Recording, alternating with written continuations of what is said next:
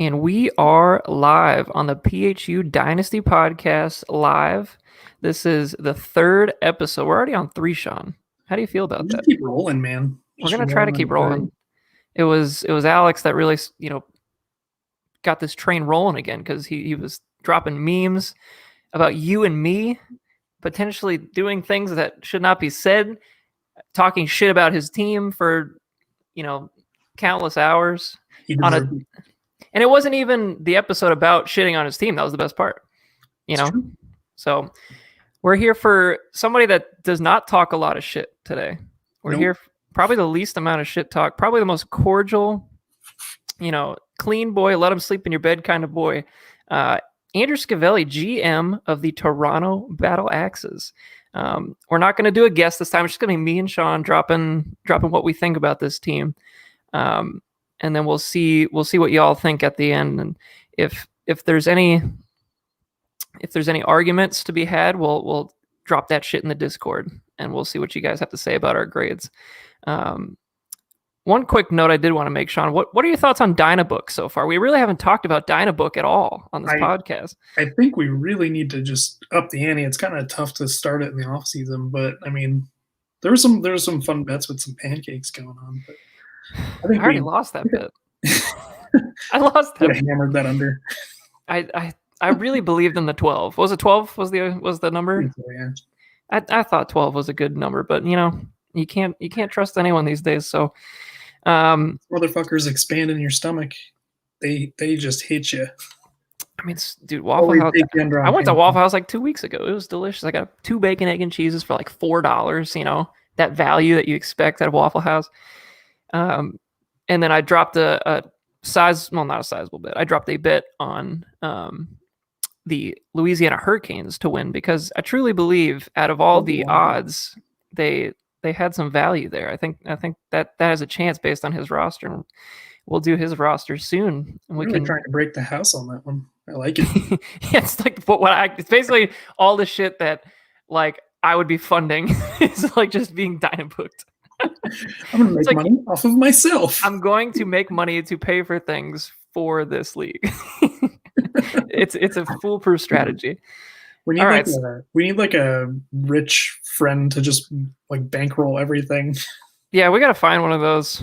Well, unfortunately, I don't have that kind of job, so that's not going to be me. But somebody that's who works in finance. James Seafield. He runs Dynabook though. That's like insider trading shit. Yeah, it's unethical. I don't know. Christian's an accountant. I'm pretty sure Dan's a doctor. Let's get him on board. Dan could do that. I mean, Dan's got enough, We got a doctor in this league. He's got regular capital. He's got draft capital. He's got dynasty capital. He's got roster capital. I mean, he's got it all right now. I'm not even ready to do that at some point. That roster evaluation is going to be scary because I'm going to have to look at it for about 30 to 45 minutes and then have to go hide in my room afterwards because that team's so good. He doesn't have a 2020 Dynasty Championship. He really doesn't, Sean. He really doesn't. And I'm perfectly okay with that. I think that's the first time somebody's actually talked shit to Dan. So there it is. Yeah. I mean, on average, how many messages do you think Dan sends a year in the chat? 5. I mean, he's great at communicating with me via like Messenger, like for draft events and other things and trade talks. But within the league, I don't see a ton of activity there.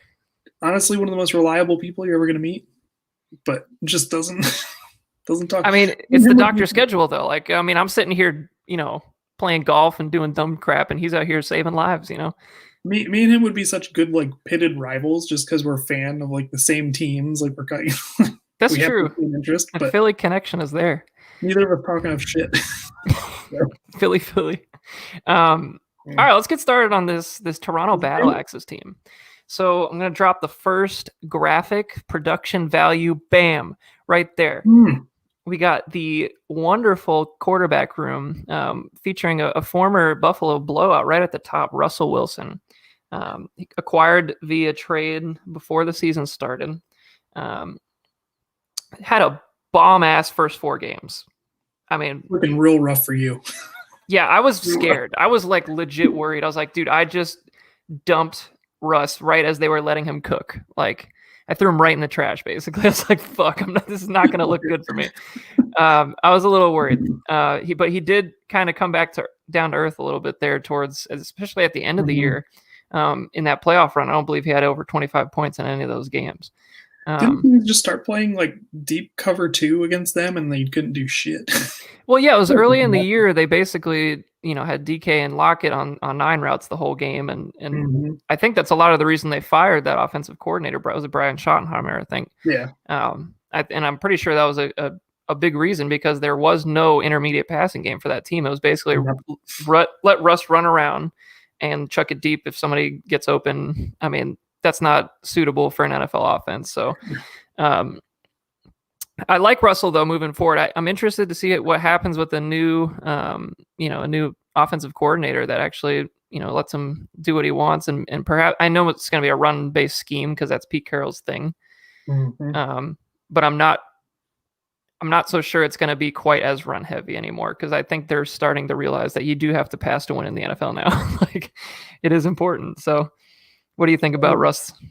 I mean, it's not a bad thing for a quarterback's team to be run heavy or run first. I mean, look at the Titans. Yeah, the Titans do it pretty well. Tannehill's been amazing since he's been on the Titans. Well, I think another problem too is the Seahawks kind of have this run first philosophy, but they don't have a Derrick Henry. They don't really have. I mean, Chris Carson was good. I don't think I'd call him great by any stretch. I mean, it'd be interesting to see what they would do with perhaps a free agent like Aaron Jones or something, like like a top flight running back. What that would look like for Russ. That might actually. They've been mocked a couple of running backs in the first or second round of the draft this year too. I think that's interesting. I think if like a Najee or a Javonte Williams or a ETN, like that would change that offense quite a bit. Not counting fantasy football, I think like having a 3-down like strong running back that can work in all phases is not like how many of those are in the NFL right now. There's not many left. I mean, it's not like back when we first started fantasy football, we had these Sean Alexanders and Brian Westbrooks and Jamal Charles and all these awesome backs that basically played every down. It's not like that anymore.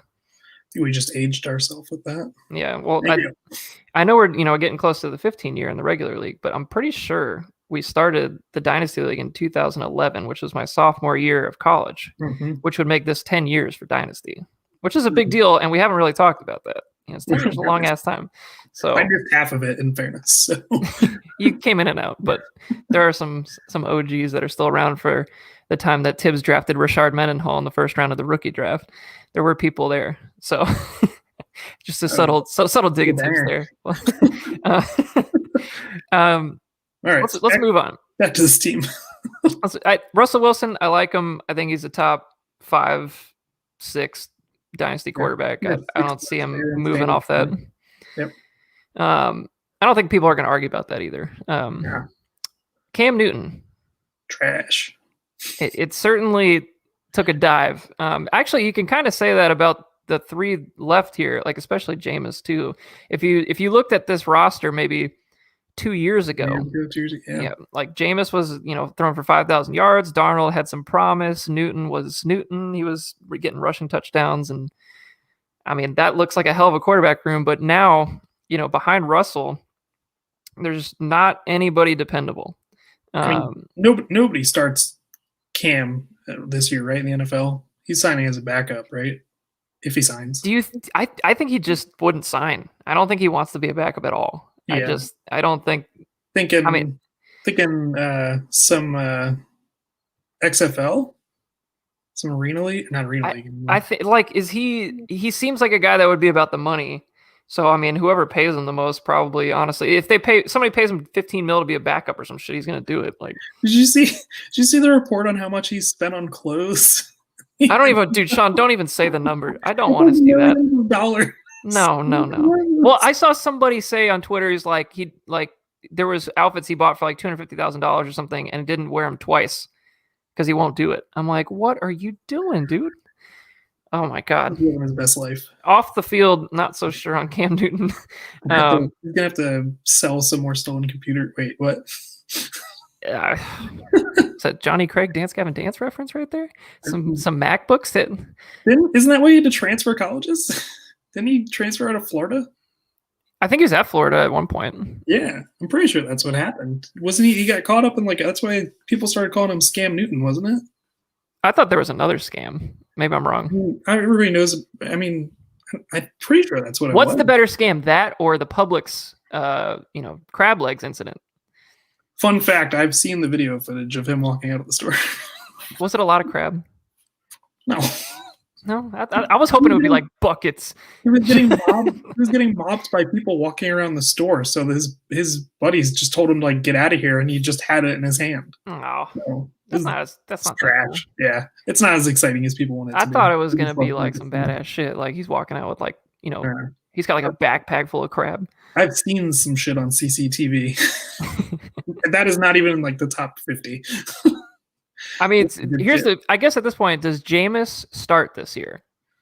I lean yes, but I think I'm in the minority.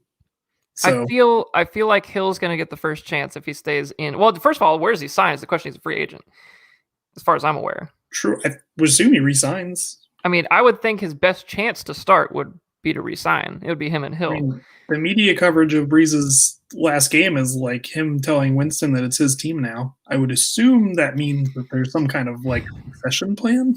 I mean, I think they have to go in with some plan. I mean, I know Hill's under contract, so it's if it's a battle between those two, I think Jameis probably has a pretty good shot to win, honestly. Mm-hmm. But who knows? It could be either one of those guys. And at that point for Scavelli's team, he could have Newton, who's a backup, potentially Jameis, who's a backup, and then Darnold could be a backup. Could be a starter to whoever they take. Like let's say the Jets, take like the second best quarterback at this point. It could be anybody like Fields or something. If they take Fields and have Darnold on the roster, they don't trade him. That's 3 potential backups. So at that point, you're kind of actually looking at Scavelli to draft a quarterback in the rookie draft if he has many picks. That's the one thing I didn't make a graphic for, Sean, is his picks. So we'll have to get back to that. I know them. You're good. Beautiful. See, this is why I got you as a co-host. This is what I needed. I need this kind of thing. That is one of the topics of conversation I would love to cover. Yeah. I think we'll do that right after the tight ends. So, so he's got one very, very good starting quarterback, a great dynasty asset, and then 3 true unknowns. So I'm the one that stands out to me is Darnold, just because like everybody that posts Adam Gase leaving gets better. Yeah, it's true. It's 100% true. Whether he stays or like gets traded, like what if a team that's got like a middling quarterback takes a flyer and he ends up starting on another team this year? Is that really out of the question? If they take a quarterback, quarterback number 2. No, I don't think it's out of the question.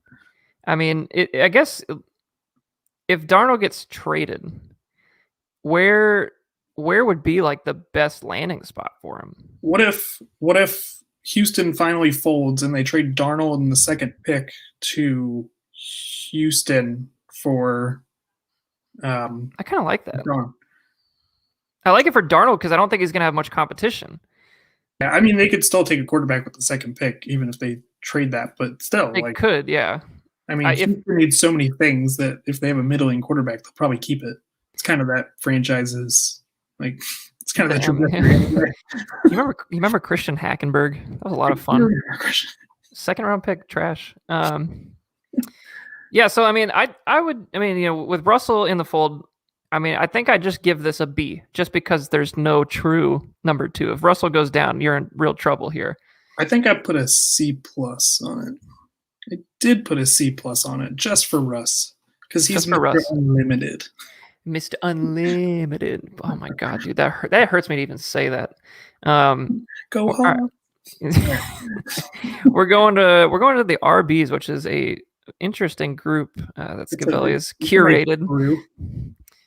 Starting right at the top, you got 2 big bangers there. You got Derrick Henry. Well, yeah, Henry specifically. Henry has been an absolute stud for the last 2 years. It's interesting because in Dynasty, he's not as like young as far as the other backs that are kind of in his range, on the rankings, specifically like DeAndre Swift, Jonathan Taylor, like all those guys, like Saquon Barkley, all those guys around him are a little bit younger. So from a dynasty's perspective, you have to be in a situation like Scavelli's, a win now situation where you're relying on him to basically get you 20 points a week. And then if you're not really in Scavelli's position, I think you'd probably want to sell a guy like Henry. What do you think about that? I think Henry is different just because I think he's going to go the lines of like AP where like we think it's going to be like 30 to 31 where he starts to tail off, but it might be like an extra year or two just because of how. Well, he's a freak. Right. I think you're on the right track with that too, because I think there are some guys like I know he didn't have a great year last year, but like Julio Jones, like he's a freak. I could see him playing to 34, 35. Atlanta just screwed him last year because they made him play hurt and the season was lost. Yeah. Coach didn't want to get fired. Yeah, that's a complete coach not trying to get fired moment.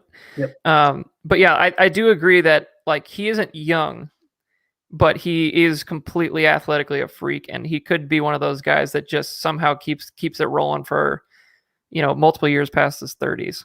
The only thing that worries me is he's not like a natural pass catcher, so that might like limit him later. But I mean, for the next 3 years, he's got to be a top 5 back, no question, right? Yeah, yep. It's not even a question, especially in a standard league.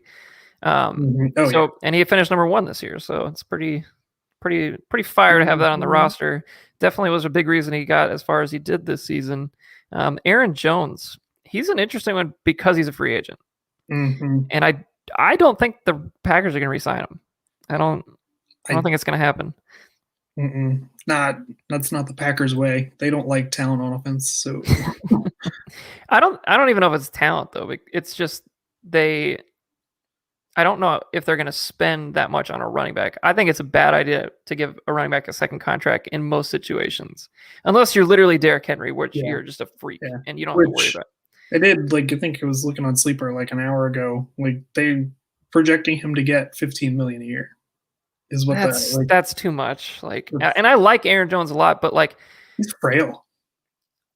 There's like really no. Like usually bad teams are the ones that end up making those signings. Cowboys. Like big running back contracts. I'm thinking like more or less like that's a guy like, I mean, obviously with James Robinson on the Jaguars, if they didn't have James Robinson, like I could see like the Jaguars signing him, and then in 4 years you're like Aaron Jones who, like what, like it just drops off unless Jones goes to a competitive team. Which I've been thinking about the Dolphins quite a bit recently.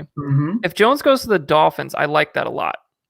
Another team that's been rumored to take like an RB first, second round as well. Yeah. So.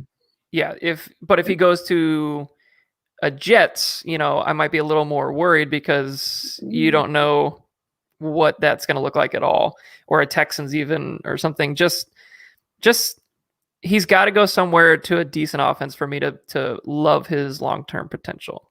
I think he's got but once again, I think he's going to go somewhere wherever he gets paid, he's going to get carries. So for the next, 2 to 3 years, Scavelli with Henry and Jones looks pretty damn good. Outside of like a team like the Patriots, if a team is paying somebody, they're going to get every opportunity. They should. The only one will just be like, fuck it, I cut bait. Like, I mean, if you're getting paid, you should be getting a grand majority of the carries if you're getting paid that much money. And if you suck, then hopefully your contract is, front loaded and you get all your money up front and don't have any dead money at the end. But I like the way that those top 2 look. I think those are going to keep them in contention. I can't say it'll probably be much better anywhere else in our league, top 2 wise. Yeah, it's hard to find. I think to find 2 running backs is hard. To find 3 is way harder. And if you have 4, then you don't have 4, basically. There's no way you have 4. I don't know anybody in the league that has 4 backs like that. So, no. So after Jones, there's quite a bit of a drop off. I don't really love any of the options, but I do like some of the options. So fun fact: there's a running back on here that finished RB24 this year, and I'm going to say it's Hines. It is Hines. And that was the one I liked the most. Mm-hmm. And I don't know if that's going to stick because Rivers is gone. Not throwing him the ball. Exactly. Yeah, I'm thinking the same thing. Now, you're the Eagles expert here. Does Wentz throw to running backs? So the life and times of Carson Wentz in Philadelphia, real quick. So his first year, the offense was tailored to not let him fail. So they were very safe with everything. Let him cut a little more loose the second year, but still not very like cut loose and throw all over the yard. His third year, when he was on pace to win the MVP, he was like the most efficient third down quarterback like ever. And he was just making all the plays that he doesn't make anymore. And ever since then, it's just straight downhill. So if Reich is keeping him to the first couple of years, like the game plan is just run the hell out of the ball and like really game plan to not turn the ball over, then Hines is probably still an asset. Okay, so that, I mean, if Hines is kind of like, I mean, it's like another player on this team, Tariq Cohen. I mean, those two guys kind of have that sneaky value as, flex options, bye week fillers.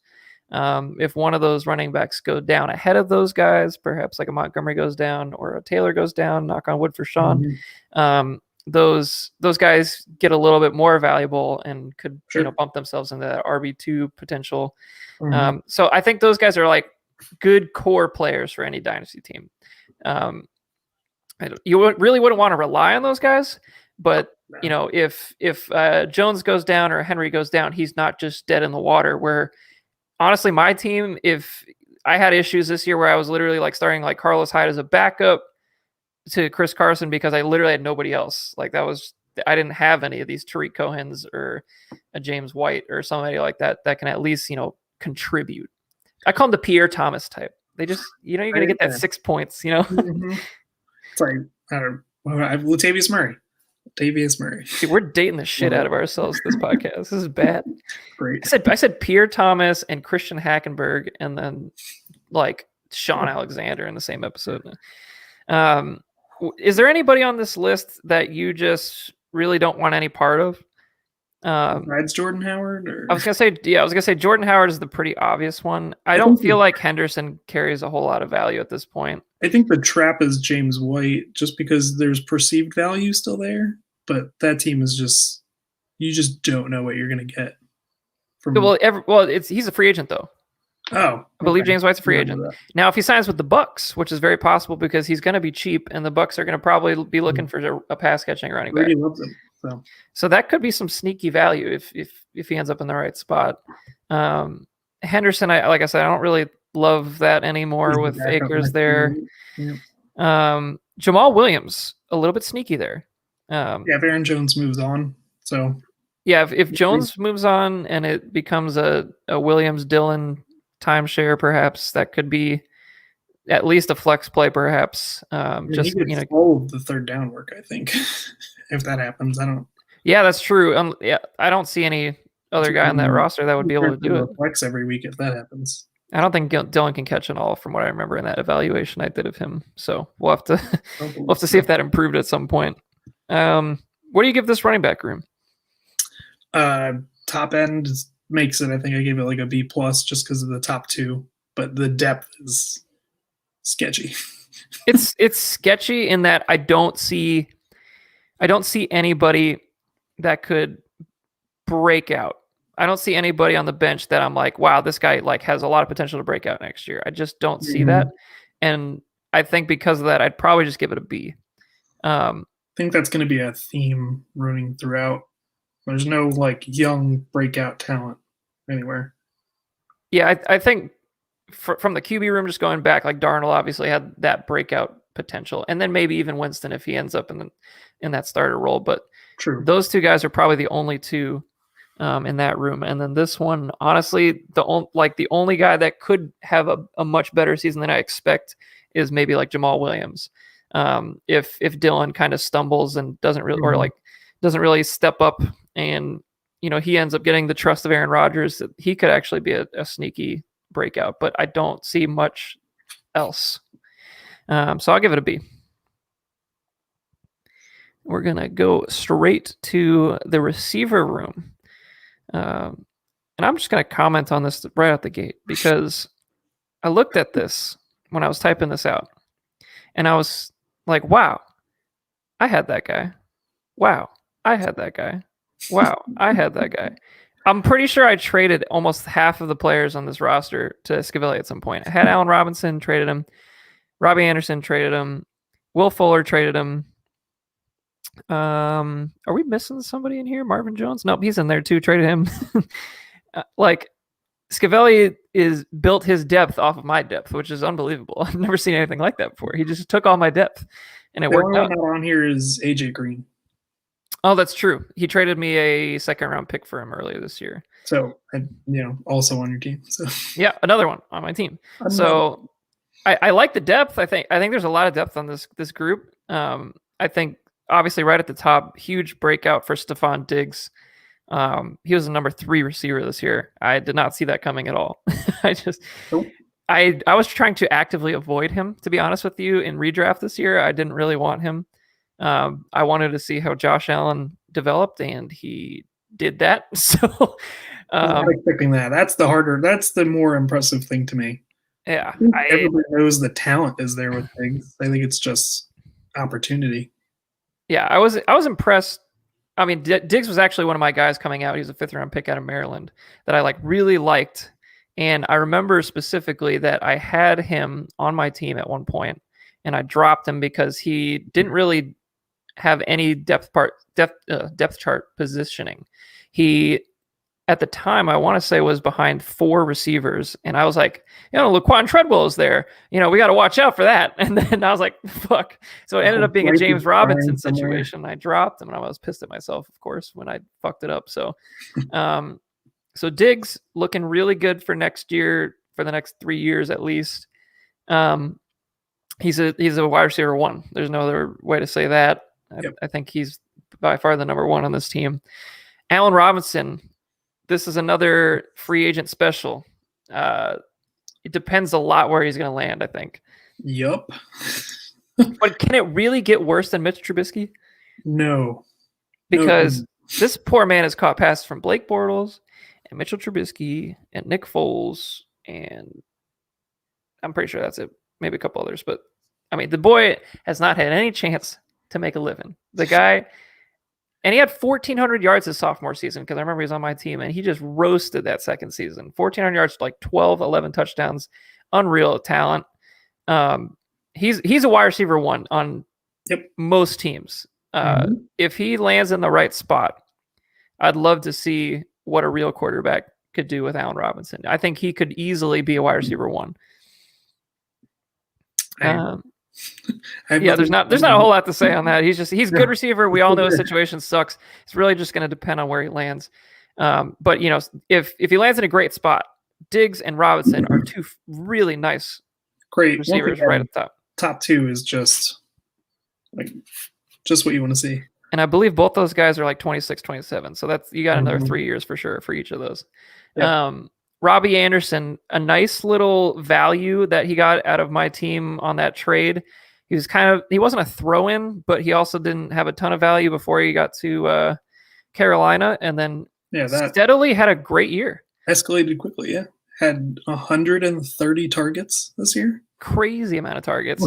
For a speed receiver. Yeah, he did a lot of drag routes this year, a lot of slant routes, and that worked out for me. I think he had like just a few touchdowns, but he had yards in every single game, just putting up like 70, 80, 90. Like, it's like, okay, I see you. The frustration of watching the Panthers offense when you have DJ Moore. Yeah, I mean, it's like, why? The guy that's expected to run like the short intermediate routes ends up being Robbie Anderson. Like, what the fuck is going on? I loved Robbie Anderson. I actually remember specifically Alex Morales and I saw him at the Shrine game back in the day, and he was a Temple receiver, which makes perfect sense why he's with Carolina, and that Matt Rule coached him at one point. Fair enough. And he looked really good, and I thought he was good. I just didn't know like if he was only going to be a speed receiver. And he definitely proved this year that he could do a little bit more than that. So I think he's a really good wide receiver 3 or 4 for like a nice depth piece, and you can definitely start him and not feel bad about it. So I like that for Scavelli as well. Julian Edelman. I think It's not good anymore. Just about done. Yeah, it's. I mean, obviously he's injured all last year. What way could he get value if he gets traded to the Bucks? Is like it basically. Like, if Belichick starts him at quarterback, which we're on to something here. We're on to something. I think the only way that could work out really nicely maybe is if they make that crazy trade for a quarterback, or like sign one of the big quarterbacks that we're just not thinking about. If they pull off like a Deshaun Watson type deal, or Belichick trade for Sam Darnold. I wouldn't be totally opposed to that. I mean, I think that can't hurt Edelman's value at this point. Edelman's value is at a bottom. Straight into the dirt, so there's an improvement at quarterback there. Dude, Newton stinks. Dude, he was so bad last year. I couldn't believe how bad he was. Will Fuller, another guy with a kind of an uncertain future right now. If Watson leaves and a guy like Darnold comes in, or a rookie comes in, I don't love that anymore. If Watson stays, I love it. So another free agent. And yeah, basically it's not that he's a free agent. It's just that all of his value is almost riding on a free agency. Yeah. So it's going to be a really interesting March for a lot of these guys for Scavelli's team. Scavelli's going to be glued to his Twitter, I'm sure. Yeah. So quiz time. Will Fuller played 11 games this year. Do you know where he finished at wide receiver? He was really fucking good at the beginning of the year. Also on my team at one point. I'm going to put him at like 30. 22. 22. With 11 games played. 11. Oh my God. Yeah, he crushed early in the year. Like there were some huge games from him. I mean, if he had that Will Fuller, along with Allen Robinson in a good quarterback situation, and Stephon Diggs, that is a loaded top three. Mm-hmm. Totally loaded. So we'll see. I don't know. PED suspensions are funky. We'll see what happens when he comes back. But yeah, I'm intrigued to see where a couple of these guys land.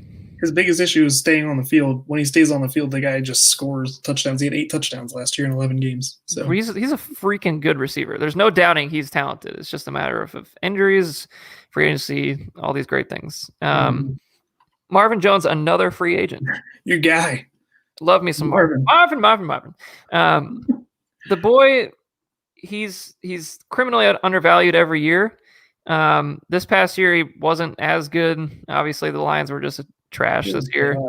But I do think just owning him for such a long time, Marvin is a very feast or famine type guy. He's a great like best ball type of guy.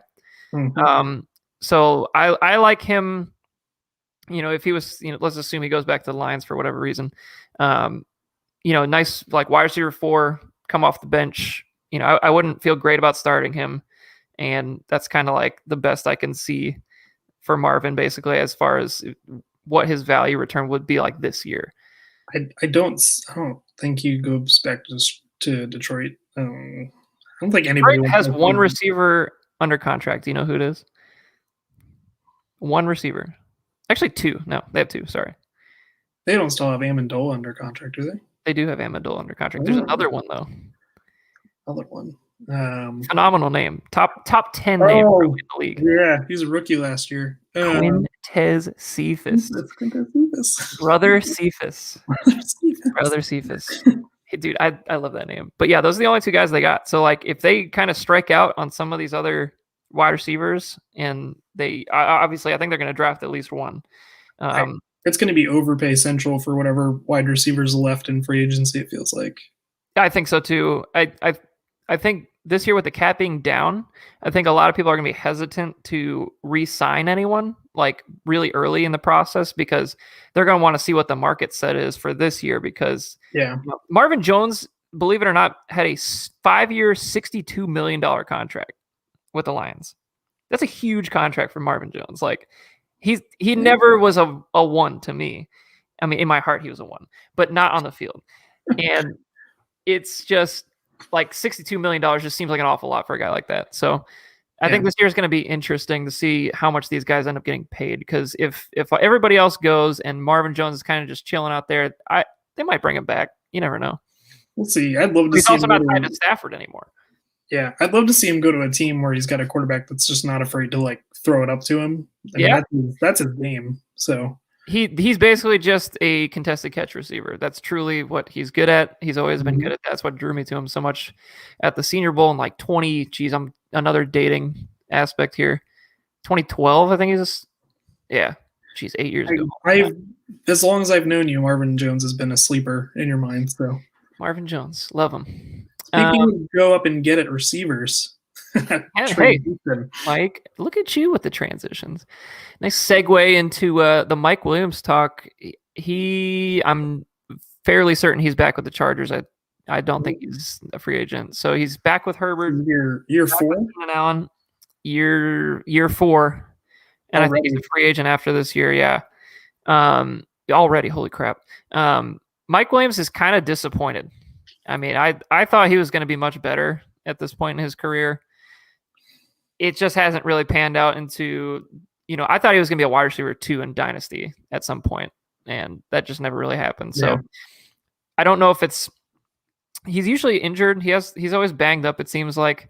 I think there's still potential. Like if Herbert can kind of get some rapport with him, obviously he was on the same page as Keenan Allen for a grand majority of the year. Oh yeah. But if he can find some sort of chemistry with Williams, especially in the red zone, I believe Hunter Henry's a free agent as well. That would maybe open up a little bit more for him. And I could see him in that scenario potentially getting to a wide receiver 3 and holding that value for a decent amount of time. If he came out and just had like 800 yards and like 12 touchdowns this year, I'd be like, yeah. Yeah, I wouldn't be shocked at all. No, Like, if he dropped 10 touchdowns, I wouldn't even think twice. I'd be like, yep, that makes sense. Yeah, and bam, he's a top 24 receiver because he scored 10, 12 touchdowns. So yeah, that's one guy actually. We were just talking about guys with upside on Scavelli's team. That's definitely one of them. Yeah. Basically him and honestly Will Fuller. The upside is always there with Will Fuller. Like it's just a matter of if he puts it all together. Golden Tate, I don't think he's back with the Giants this year. Obviously, you can tell we did a lot of research on this podcast. We don't even know if these guys are back. Yeah, I don't. I think probably just doing the 1-year deal with whoever will sign him at this point. I think is going to be the. Yeah, he could be a potential roster cut as we move into the draft season and all that. Let's go ahead and move on. Oh, we're not going to move on. We got to do grades first. Oh yeah. I think I'm going to give this.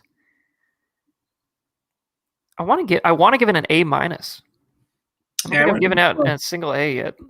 I feel like A- because Diggs is great. Robinson is great. Just needs the right situation. Will Fuller is great. Marvin Jones is good. Like there's not many guys in this team I don't like. I think Edelman and Tate are just dwindling at this point in their career, so I don't even really count them. But I love the roster as a whole. There's a ton of depth here, and I think you need a wide receiver depth to win in Dynasty. I think it's essential to a winning team. Yep. I went with a B+. That was what I was on the fence with. Yeah. I don't know. I just asked myself, like, is Diggs going to be better next year? And then there's just a bunch of question marks outside of that, just with all the free agents. So it's hard to really like decipher, I think. But yeah, I think if talent-wise, B+, yeah, easily. Talent to me is for sure B+ or an A-, no question. I think there's a lot here to like. And if they all end up in a great situation, then look out. That's going to be a scary roster. Let's go to tight ends. Let's do it. And George Kittle with a exclamation point. I mean, that's a huge get for Scavelli. Last year, I think he's tight end 2 personally because I'm a Kelsey supporter. But you're not going to find a guy like Kittle very often. So that was a huge get for Scavelli. Obviously, this year he was injured most of the year. And imagine if he was healthy for most of the year for Scavelli's team, that would have been even scarier. So luckily I didn't have to run into him too hard in the playoffs. What does this offense look like this year? If you get Kittle back, Debo back, Ayuk in year 2, and the running game for that team. It's I think that team's always going to be a run first team. Obviously, I mean that's Shanahan's MO. He's just going to run the ball, but that offense is entirely based off of play action, and guys like Debo and Ayuk are truly perfect fits for the offense because neither one of them are going to be these jump ball, go up and get it. That's not what they're about. Their depth of target is terrible. They all they catch everything within like 5 or 10 yards and they just break tackles. That's what they do. They're running backs as receivers. That's really what they are. Like Ayuk is actually really not that good of a receiver. He doesn't run that great of routes. I really didn't love him coming out of the draft because truthfully, I thought he was more of a yak guy. Just get the ball in his hands and run. And that's literally the perfect situation for him is San Francisco. So are you calling him a system receiver, Eric? He is a system receiver. I think if you put Brandon Ayuk on a team where it's like the Packers or something like that, I don't think he's half as good. So I think Ayuk and Debo are very similar in that sense. And then the guy that they have when they have to count on a contested catch is going to be Kittle. So I almost view him as wide receiver 1. I think he's the Kenny Galladay of this offense. Like honestly, like Galladay, all he does is go up and get it. He doesn't separate. He doesn't run routes. He's the Mike Evans, if you will. Like that's the way I'm looking at Kittle in this offense. So obviously a wide receiver 1 as a tight end 1 is elite in Dynasty. So it's the same reason Kelsey's so coveted too, is he basically just is a receiver. The thing that separates Kelsey and Kittle from every other tight end in the galaxy right now is both of them are completely elite blockers. They're outrageously good blockers. They never come off the field. People seem to have this thing that Kelsey is not a good blocker. That's bullshit. I think it gets compared to Gronk in like every sentence. Well, Gronk is just stupid. That's otherworldly. Gronk is a lineman playing tight end. Right. It's dumb. I think he's the best tight end of all time. I don't think anybody can tell me different. Like he's just that good. I think he was better at all the things that the top tight ends of all time have. Like I think he's better than Gates was, and I think he's better than Tony Gonzalez was. As soon as you make an argument for another person, he's like, well, they might be a better receiver, but Gronk is a better blocker. Oh, well, they might be a better blocker, but Gronk's a better receiver than they were. Like nobody is as complete as he is. He's the one guy that everybody was scared of in every aspect of the game, I think. Now, Kittle is a freaking awesome blocker too. So Kittle's going to be a guy that is going to be around for years. So love that trade for Scavelli. We'll probably get into that trade here in a little bit. Didn't he break out as like the number 1 player on PFT like a year or 2 ago? I'm pretty sure he did. He should have. I mean, like he's definitely 1 or 2 out of his position. I think him and Kelsey are top 20 players in the league for sure. Yeah. Like no matter, regardless of position, they're both outrageous. So moving on, we all know Kittle's good. I don't think we're gonna harp on that more than we already have. Hayden Hurst, honestly, as a tight end too, I like that. I don't feel great about Hayden Hurst. Like I never really thought he would be like a super awesome fantasy asset, but he's more than serviceable. I mean, this is what, year 3 or 4 in the league, and he's turning what, like 35 this year, right? He's old, yeah. I think he was a 25-year-old rookie.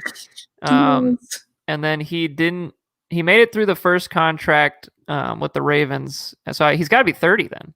Like I would imagine he's 30, which is crazy. Right, I feel like he hasn't been in the league very long. But he's a good tight end too. I would not mind having him as a tight end too on my team for sure.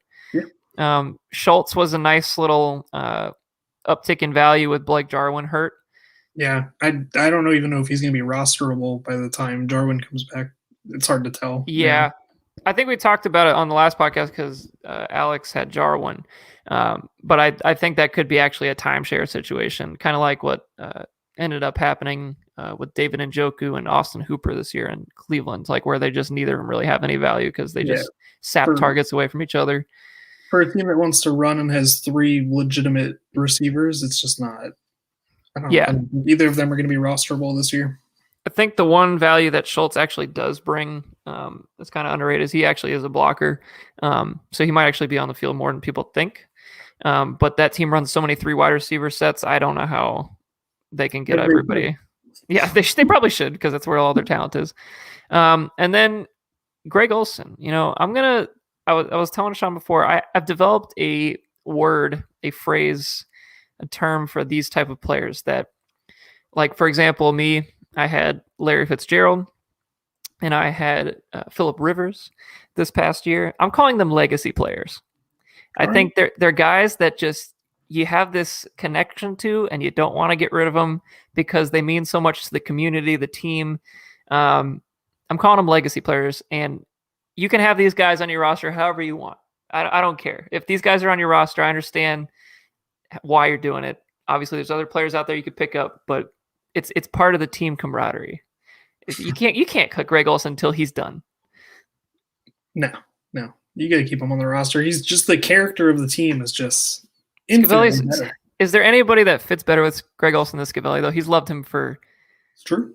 Like a decade minimum, like 2 decades almost. It's crazy. I remember Schiavelli telling me about Greg Olson because he was part of some like rap group or whatever back in the Miami days when he was at the University of Miami.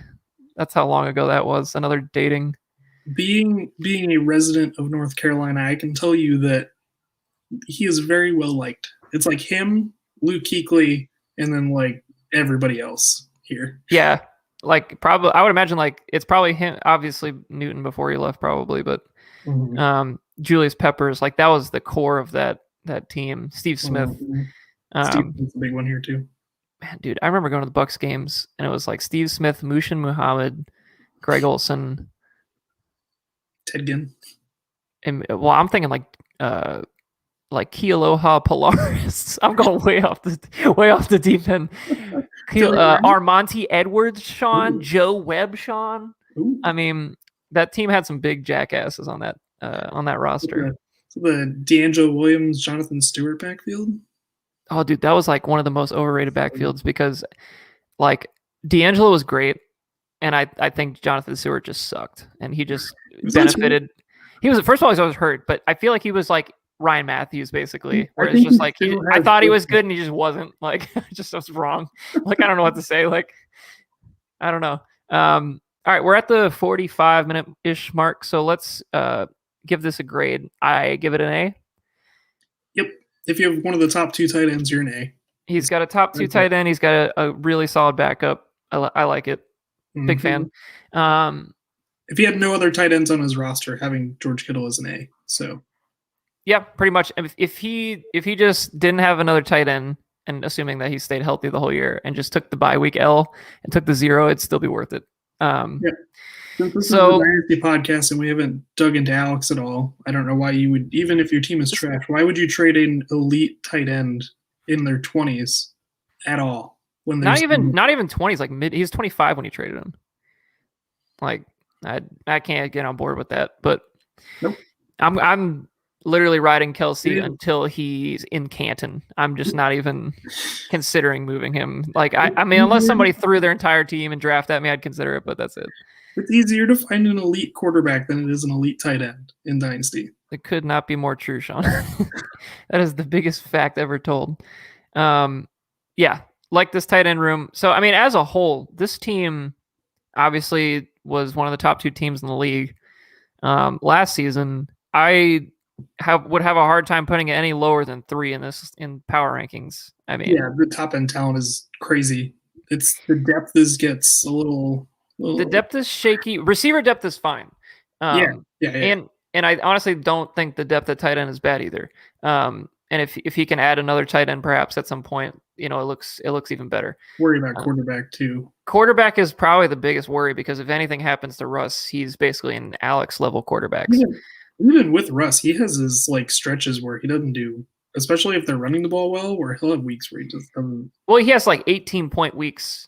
And that when he was on my team, he did the same shit. It was like he either had 48 or he had like 11. And you're like, what the fuck? Like, it's just like, why did this happen to me?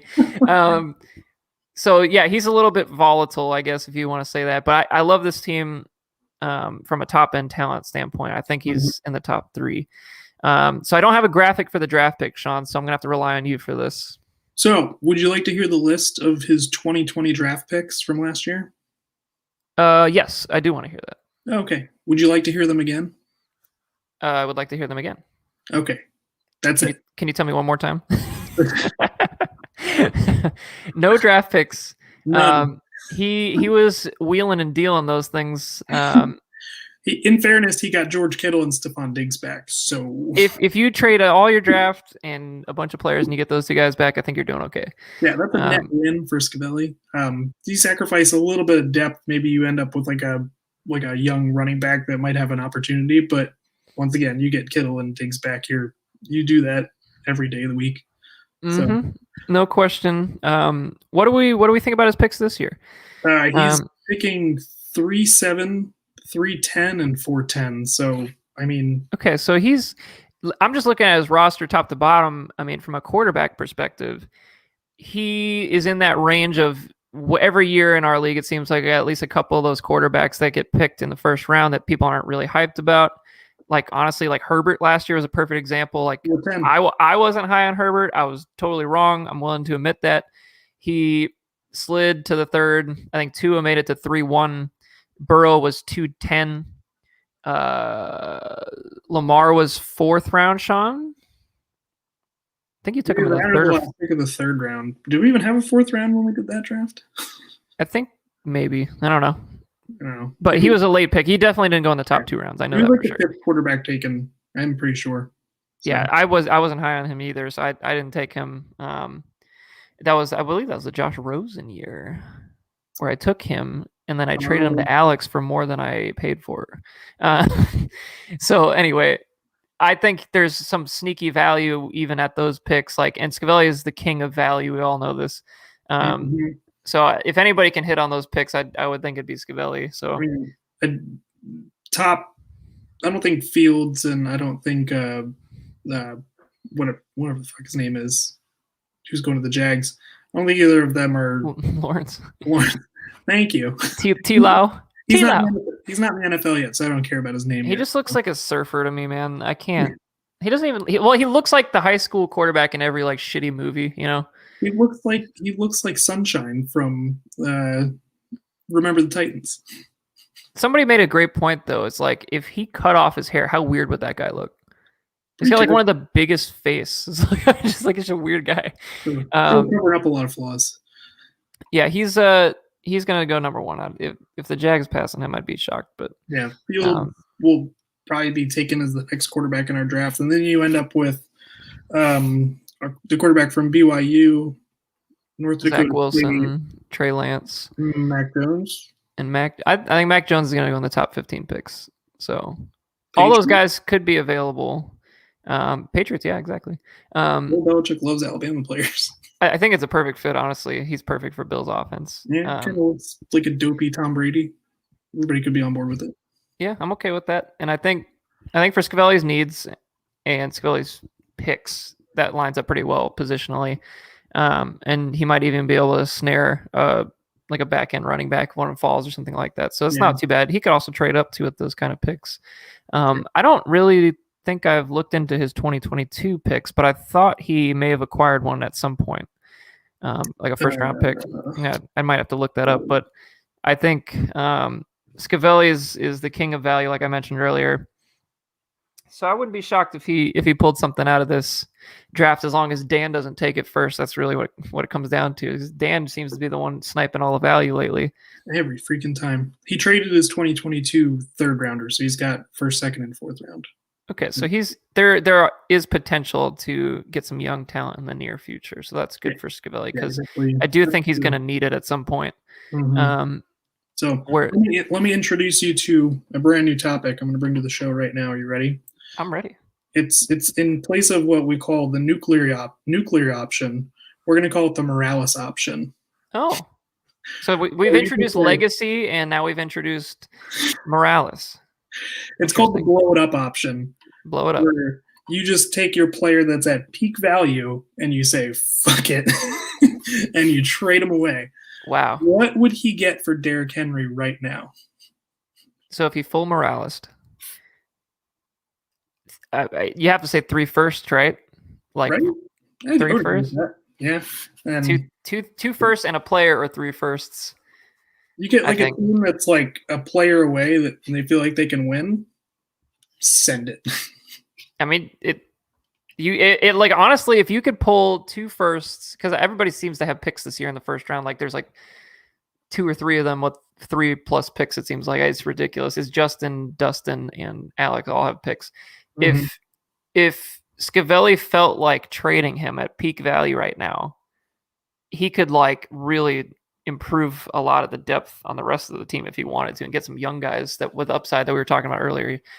I just don't think he does it because without Henry, even it, like let's say he traded for like 2 firsts and like a Melvin Gordon-y type running back, like that hurts his team so much for this year. I think I don't think that team makes it to the championship.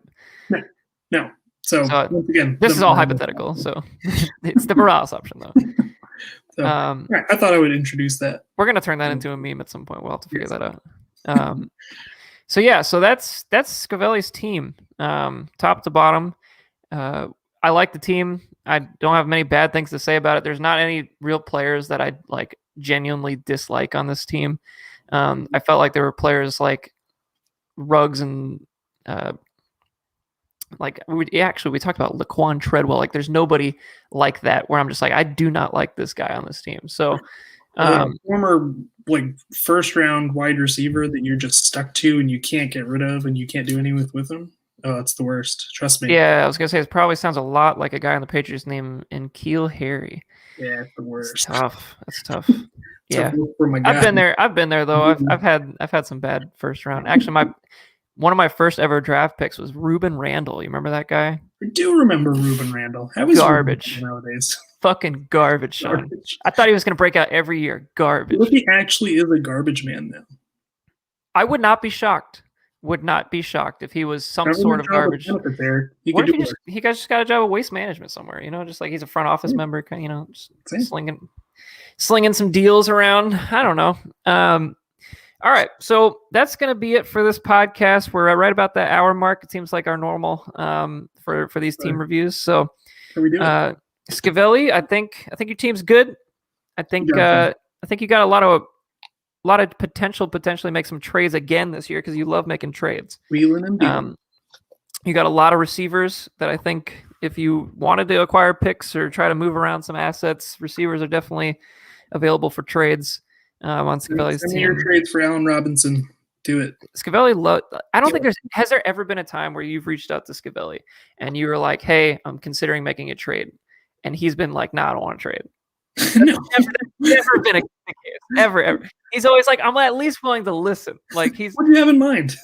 Yeah, that's exactly what it is. What do you have in mind? Because like there was a time where I think I like tried to trade for this is before Henry like really blew up. I was like, hey, I'm kind of interested in David Henry. And he's like, oh, okay. I'm like, wow, you're actually thinking about moving him. I was like, he just literally doesn't care. He'll move anybody. He understands what the fun parts of fantasy football are, and he's just willing to just ride. If I don't make one trade in the offseason, like a big something crazy type of move, I feel like I didn't have fun. Are you even playing fantasy football? Like I didn't enjoy myself as much as I could have. Like this year, I traded Russell. I didn't have to trade Russell Wilson, but I felt like it, so I was like, "Fuck it." And then that's another thing. Scavelli traded me Nick Chubb. Like he had Nick Chubb on his team. Imagine if he had Derrick Henry, Nick Chubb, Aaron Jones, still Tom Brady. He probably would have won the championship. Actually, now that I think about it, but yeah, Scavelli loves trading. There's no denying that. So, all right. So, Sean, thanks for joining me. Yes, sir. We're gonna try to do another one of these pretty soon.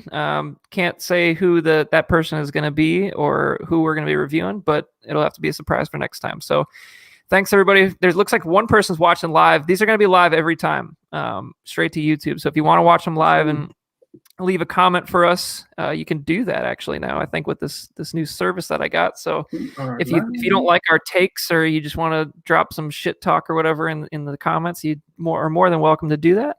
But I'm fragile. But until next time, we're going to log off. See y'all later. Bye.